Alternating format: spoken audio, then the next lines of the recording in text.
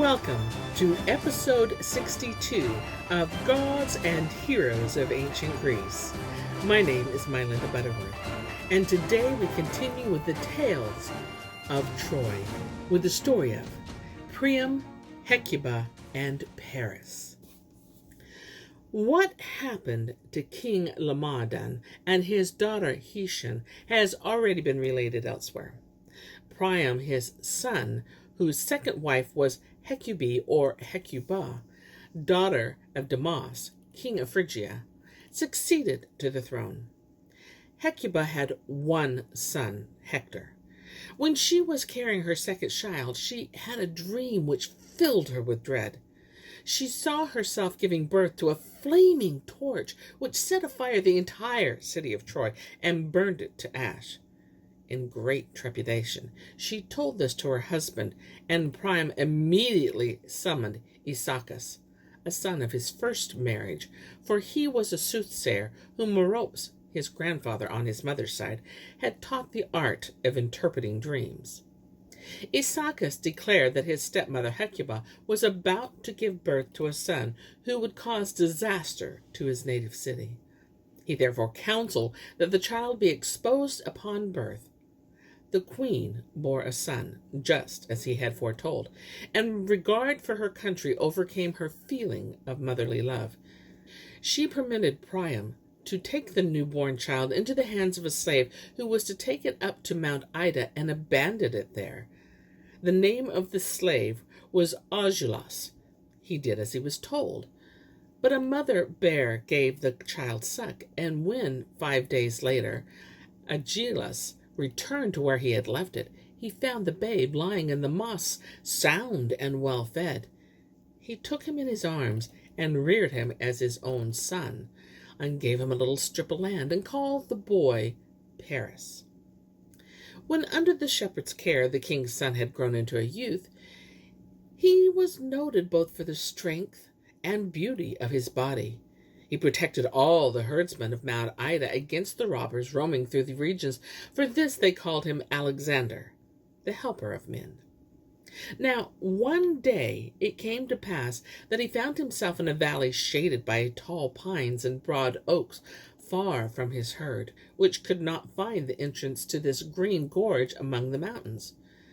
As he was leaning against a tree with folded arms and gazing down at the palace of Troy and the distant sea through a rift in the hills, he suddenly heard the footsteps of a god shaking the earth. Before he could collect himself, he saw Hermes, the messenger of the gods, approaching him on winged feet. In his hand he held the golden herald's staff. Yet marvelous as he was to behold, he was only the forerunner of a still fairer vision, for now 3 goddesses from Olympus touched their light feet to the grass that had never been sheared or grazed upon. The youth shuddered with awe, and the hair rose on his head, but the winged messenger of the gods called out to him, "Do not be afraid. The goddesses have come to you so that you may judge them. They have chosen you to decide which of them is fairest. Zeus bids you accept the office to which they have elected you. He will not deny you his aid and protection." So said Hermes, and rising on his wings, floated up from the narrow valley, and soon was lost from sight.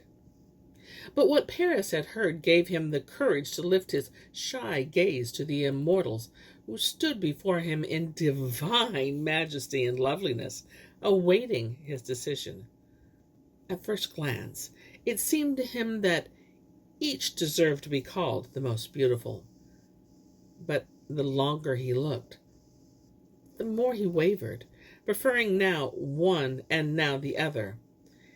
Gradually, however, the youngest and most delicately fair seemed to him more charming and desirable than the rest, and he felt as if her eyes caressed and caught him in a radiant snare. And now the proudest of the 3, she who was taller and statelier than the others, addressed the youth. "I am Hera, sister and wife of Zeus. If you accord me this golden apple, which Eris, the goddess of discord, threw among the guests at the wedding feast of Peleus and Thetis, and on which are inscribed the words, 'To the most beautiful,' you shall rule the richest realms on earth, even though once you were thrust from a palace, and you are now no more than a shepherd."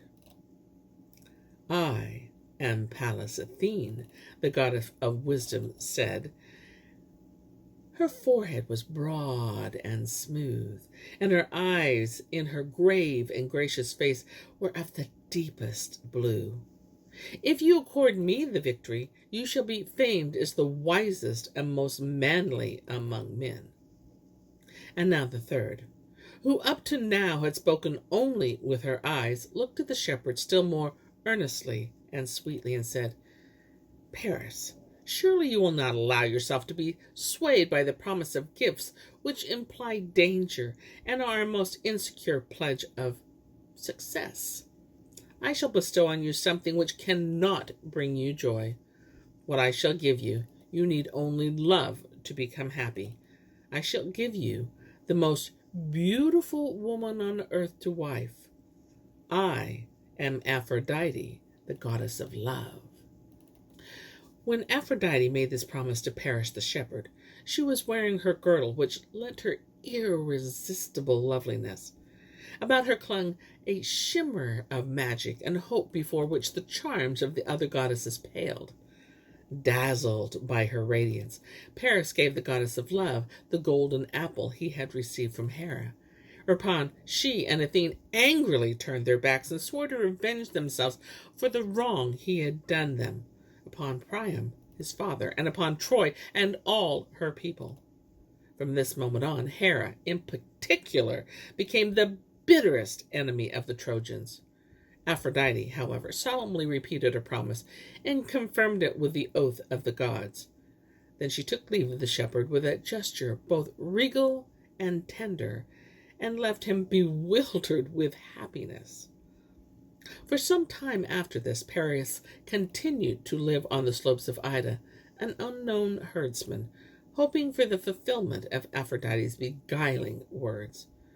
But when the wishes she had aroused within him were not satisfied, he married Oenone, a girl bred in that region, who, so rumor had it, was the daughter of a river god and a nymph.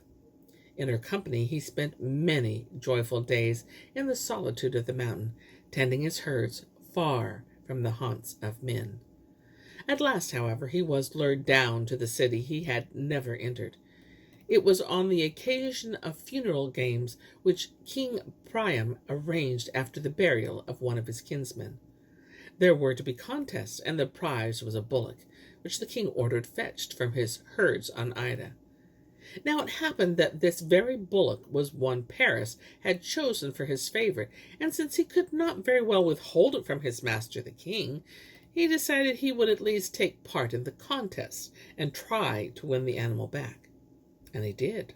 Indeed, he gained the victory even over his brothers, even over Hector, the bravest and strongest of them all. One of the sons of King Priam, Deiphobus, was so overwhelmed with rage and shame at his defeat that he rushed forward to strike down the shepherd boy. But Paris fled to the altar of Zeus, and Priam's daughter Cassandra, on whom the gods had conferred the gift of prophecy, recognized him as her brother. In the joy of reunion, his parents embraced him, forgot what the soothsayer had predicted at his birth, and accepted him as their son. For the first time being, Paris returned to his wife and his herds. But now he lived in a sumptuous house, as befitted his royal station. Soon, however, occasion arose to employ him on some of the king's business, and without knowing it, he journeyed to the prize that Aphrodite had promised him. And here is where I end my tale for today. But I'll be back with more tales, many more tales. Until then, my friends, enjoy the journey.